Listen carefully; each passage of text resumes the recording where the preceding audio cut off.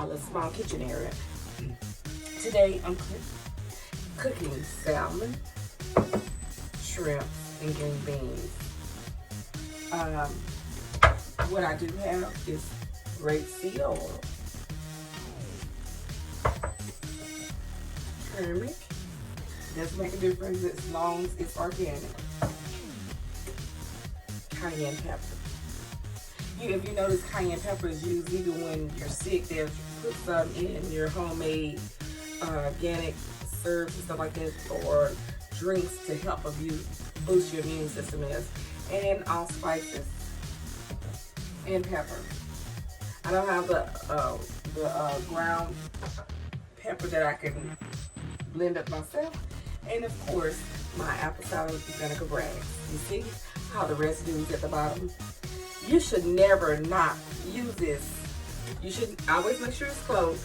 But if you see that residue at the bottom, that's all the ingredients. Never just pour it, always shake.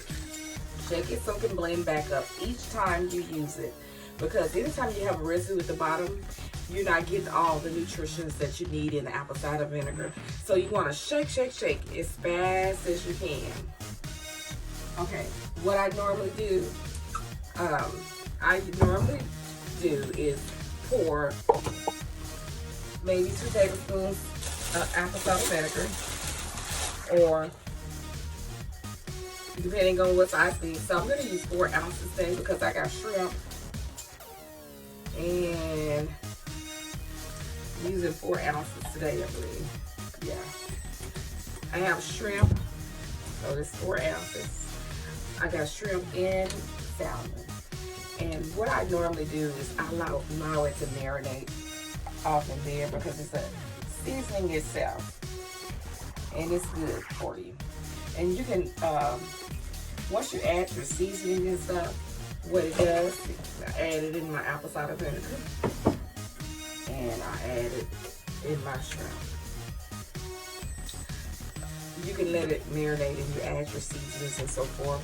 A lot of times when you add your oils, it will automatically make a gravy for you. So you can go ahead and sprinkle, maybe, depending on how many pieces of meat you have, you may want to do 1 tablespoon of turmeric. I have a teaspoon of pepper. And since I don't want to use this, but I'm going to use this because this is an all-seasoning blend. It's a different flavor, and I'm going to give a dash of cayenne. What I do normally do is to put it inside my skillet rather than put it in the soap, but you can do both. Normally what I do is, this is my sauteing pan, and what I do is I place my oils, because this is just marinating right now, the apple cider vinegar. What I do, you're going to take probably, I'm going to use about 4 ounces of oil. Really, you can use 2 ounces.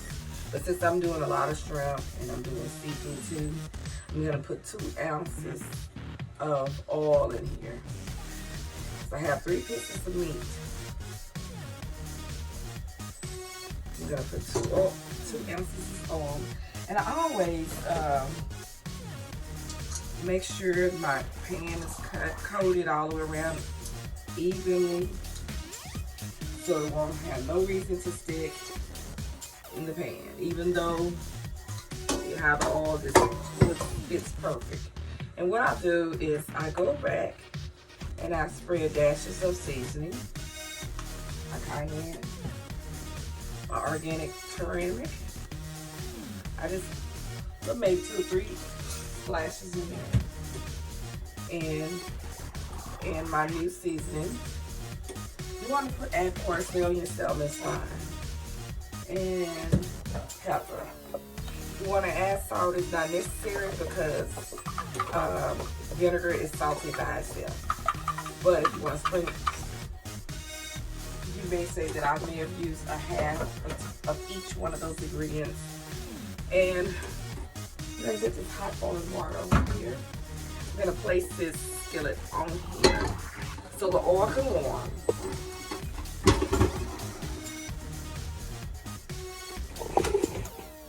And so I'm going to tilt it so you can see what I'm doing.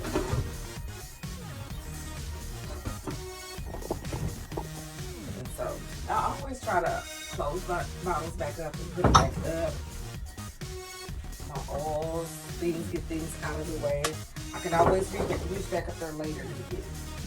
And so right now, the oils and the season is hyping. And what you don't understand is what the bottom of my fish didn't get because of seasoning. It will get it here. So I just lay it. If you can hear it simmering. And what I do is I don't cook it on fast. I cut the heat up fast, but I turn it down. And what I do is turn it on. It's back. Like I didn't get any seasons on the top, but what I'll do is go in.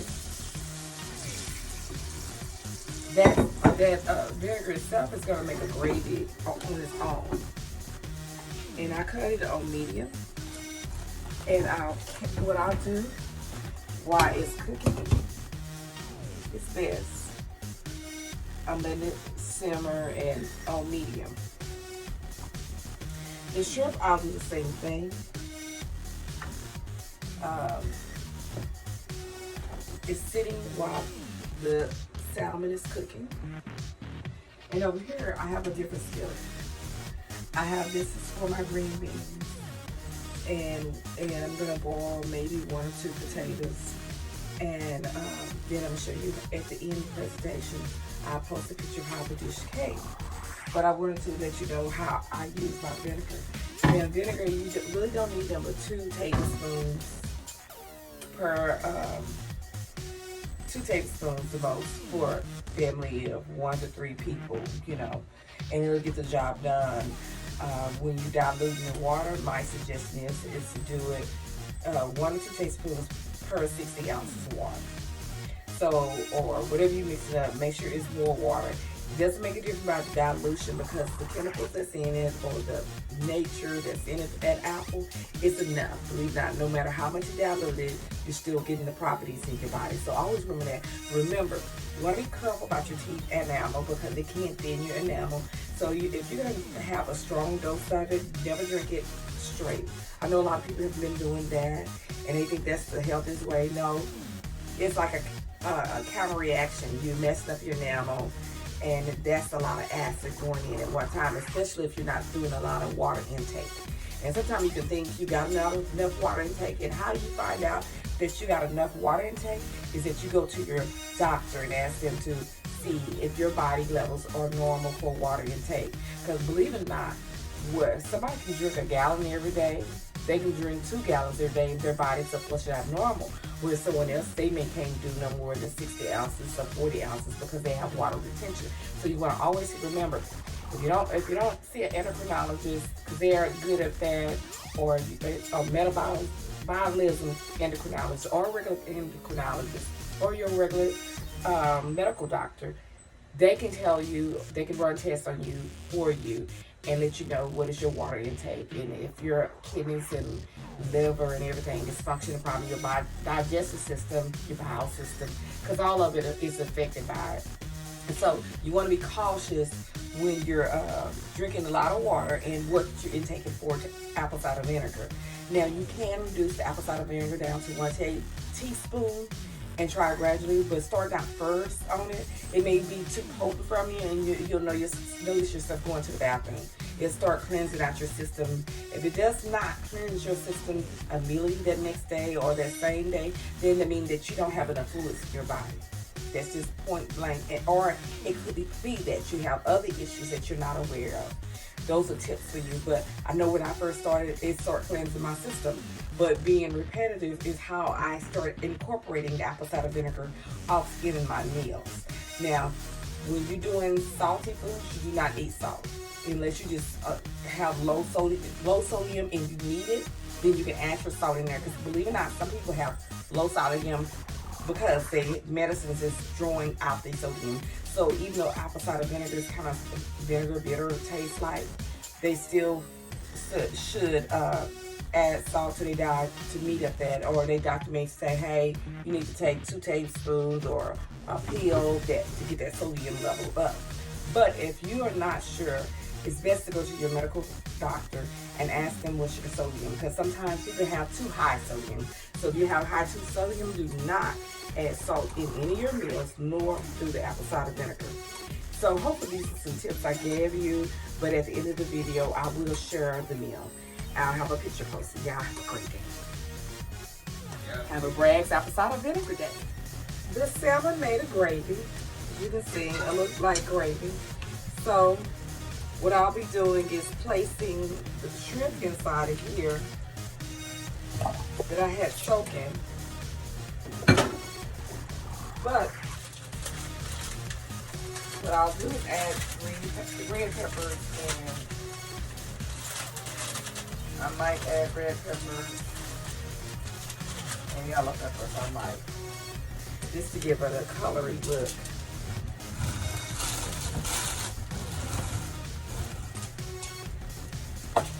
And I'll just slice it up. My pepper's been frozen, so usually when you freeze them, they get a little soft after a period of time, but they're still edible. So I'm gonna dice up the yellow, orange, slice it up. I just want the juices really from the pepper. And I just really like it for the coloring. And I don't waste the juices because that's part of the seasoning. And juices have to be on the foil. And it's always, remember, turmeric, it does cause staining. So you want to be careful with that. It does cause yellow staining on your cabinets and stuff like that. So you do want to be careful with the turmeric. Some people like the buttery flavor, but mine is not. It's like a sour taste, peppery, spicy sour taste, and I wanted to add more peppers on my shrimp. Another thing that I added to my salmon is some peppers. Just if I could, Pizza Hut again now, they charge 99 cents for this stuff right here. And it's nothing but red peppers, dried peppers. Just if you want to spice up your dish. And spicy dishes are good for the winter and fall, especially. And it's good for open nasal congestions and other health properties. You want to always remember that. So we're going to have a spicy dish today. And it can help break up any congestion as well. I'm going to let this sit over here for a side. The wonder why yellow look, that has something to do with this turmeric seasoning. On one of my old posts, I talk about the health properties of turmeric, and I may repost again for those newcomers that don't know about how certain seasonings are healthier for you. Especially if you buy it organic, it's better because you don't want any chemicals in anything. It's possible, but sometimes I understand people just grab and go, and don't always trust. Even if you go to Whole Foods or Walmart, whatever, don't always trust what's on the writing. You need to do your research to see if there's any additives and any other type of chemicals in there, because sometimes they say no HMO, no this and that, and you look at the ingredients and it is some kind of type of chemical. So you want to always fact find and verify what you're purchasing, because what you think is organic or healthy could be still preventing you from losing weight or causing more health problems that you least suspect. Apple cider vinegar to my meats. What I do is with that, you rinse it off. You want to always rinse your meat off. Try to wear gloves if you can. If you don't, just remember to wash your hands. Rinse the meat off. Even though we know beef is not always good for us, it's not good for us. Some people diets. But if you do have to have beef, you need to cleanse the meat. Then you add, what you can do is you can poke holes in the roast beef or steaks, whatever you choose. Even if you do chicken, you can stab holes in there and you can let it sit and marinate in apple cider vinegar. You turn it. You don't want to fill it halfway. You just want to use the minimum required. For something like this size, most likely, I probably would use only 4 ounces of apple cider vinegar because it's a large piece of meat. No more than 4 to 6 ounces. Or 8 ounces. If you're gonna turn it, if you got a dish, a pan that you can close it up, you close it up. You can put all your seasonings on it. Some people also use vinegar to cleanse their meat. They'll let it rinse it off, and what they do is use vinegar to let it clean out the impurities. Some people use white vinegar, but I use apple cider vinegar because there's some health properties in it, and it's unfiltered, raw. And it helps marinate the food better and gives you a different flavor. You can obtain a sweet and sour taste with apple cider vinegar depending on what seasonings that you do use with it. Today we're having the pepper, like a pepper cayenne taste, because it'll help break up congestions and stuff like that. And it'll help with the sinus and nasal congestion as well. And it helps other things as well. So today I will, the guys will hopefully give your opinion on what they think about the meal. I know when I first started doing turmeric, my son would say, "Ooh, what is that?" When I did apple cider vinegar, I never would tell him what I was adding to it. He was, "Ooh, apple cider vinegar, it's safe." And then I would cook it and he didn't know, "Ooh, that's good." So a lot of times if you don't tell anybody what's in it, they won't know. But if you learn to cook with it, it's a good additive for a seasoning base, and it still helps lose weight. Because that's how my brother lost a lot of weight about a year ago. Is because what I was cooking, he was never drinking it.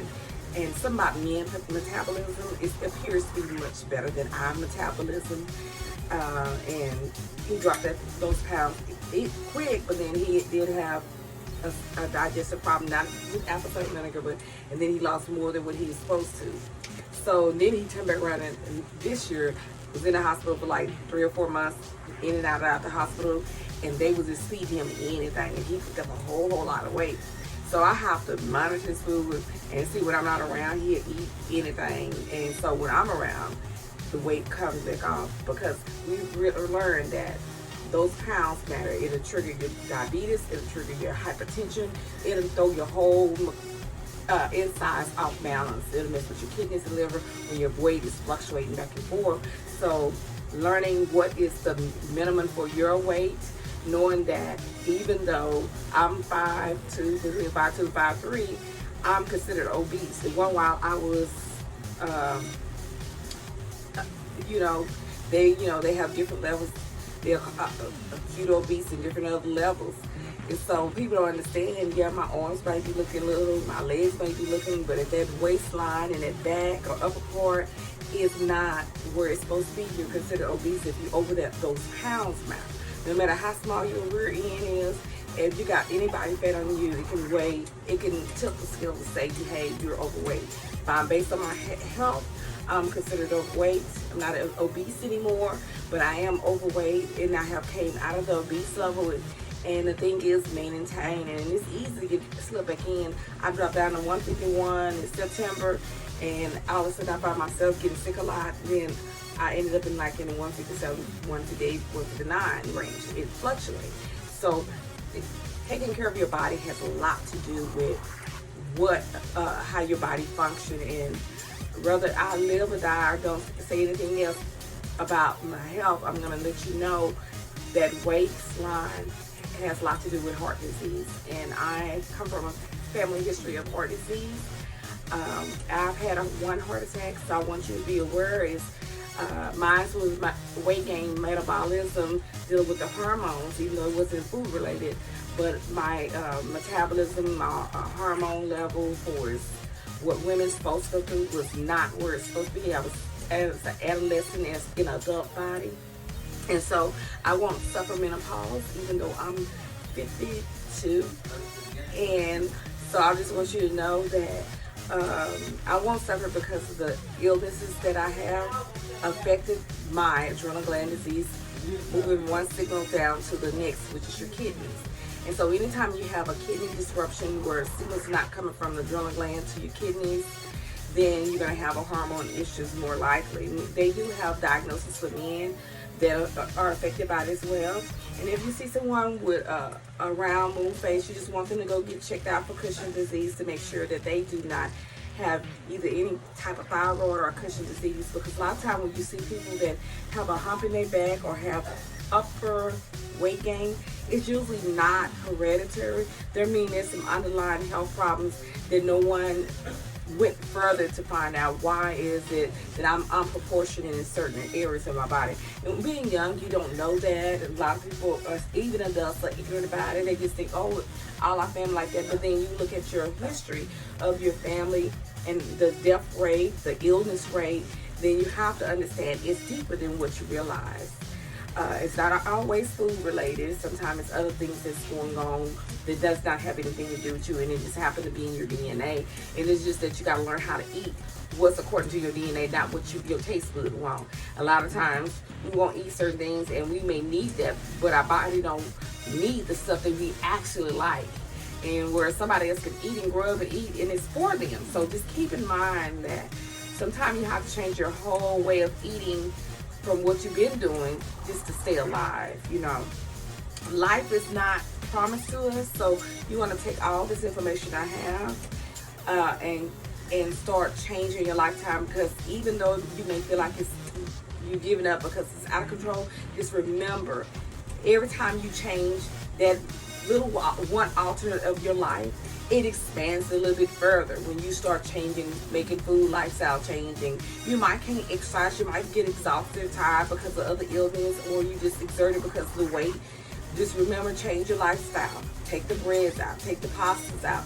You can do all the breads and the pastas. You can tell a difference in your heart, your whole body, and everything. It'll make a drastic change in your body. And sometimes you can just drop instant weight, because our number problem is starches. From corn, we love corn, we love sweet potatoes, we like potatoes, regular potatoes. It's a lot of stuff that we like, but our bodies don't like it. And you just need to check your DNA to see what nutritions your body should be eating, because what others been eating may not very well, it may be the very causes of your health, because you was raised on it and you think that was the right thing to do. Where somebody else, they could eat the same thing and then it'd be fine. I'm boiling my potatoes right now for the men, and then I gotta put this roast on. So I just wanted to cover bases with that, and y'all have a Bragg and apple cider day and a Cushion Angels Survivors Day. In the oven, warming up. That's what I'm doing, keeping it warm. You know, you can have cooked, that be half cooked and place it in the oven rather than on top. I'm gonna still turn it back on and keep it on low so it can keep I don't want it to dry out, but I got it under 200, maybe 150, or some little toasters have warm, to keep warm. You want it to stay at a temperature where it just still stay warm but not overcooked. So right now I'm finishing up frying my shrimp.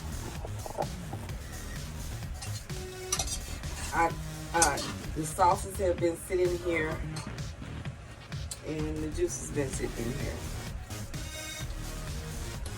Tasty. You would think it tastes like apple cider vinegar, but it does not, because I put all those seasonings in it. So it's going to be real spicy. So while I turn this eye up, it's going to begin sizzling.